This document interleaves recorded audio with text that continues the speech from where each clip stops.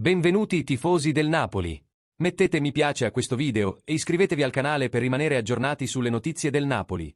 Forza Napoli sempre! Il giornalista Umberto Chiariello ha aggiunto il suo consueto editoriale e alla fine è stato Massimiliano Allegri a emergere nelle previsioni post-Conte. Del resto non è una novità, è un'eredità che si è già assunto e con grande successo alla Juventus. Se Conte, dopo 3 anni di vittoria al suo debutto alla Juventus, ha chiuso le porte nei primi giorni del precampionato con il suo famoso discorso al ristorante, dicendo che con quella squadra non sarebbe stato in grado di competere in Europa perché chi deve spendere 100 euro al ristorante non può presentarsi con 10 euro, allora è arrivato Massimiliano Allegri, che ha vinto 5 scudetti e ha disputato 2 finali di Champions League, per non parlare della Coppa Italia e della Supercoppa di Francia vinte.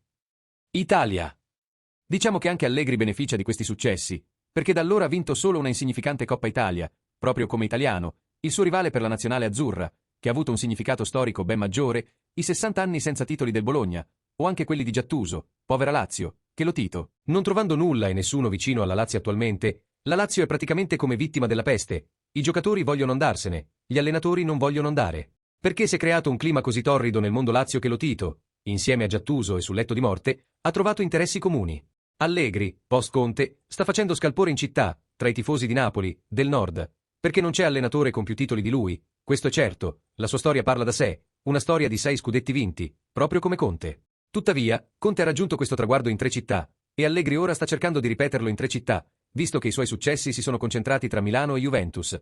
6 scudetti, 2 finali di Champions League, titoli importanti, ma che non ha ancora vinto. Considerando che in Italia, oltre al triplete di Mourinho, ci sono state solo 4 finali di Champions League negli ultimi 20 anni, le 2 vinte di recente dall'Inter e le 2 dalla Juventus di Allegri, non è un'impresa da poco. Ha i titoli, e forse è questo che ha giocato a suo favore, come certamente pensava De Laurentiis, cosa che aveva già espresso in modo incipiente nella conferenza stampa congiunta con Conte, controversa e discutibile per come si era svolta. Aveva detto: Antonio, con questa squadra senza infortuni, avresti vinto di nuovo lo scudetto.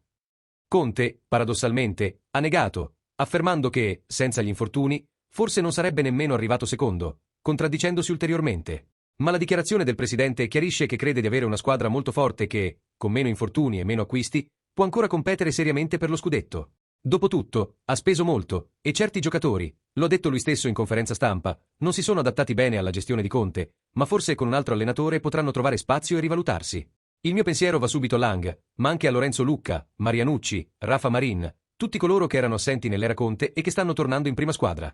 E non parlo nemmeno degli altri, che sono solo di passaggio, Inistro, Mifolo Ruscio e gli altri.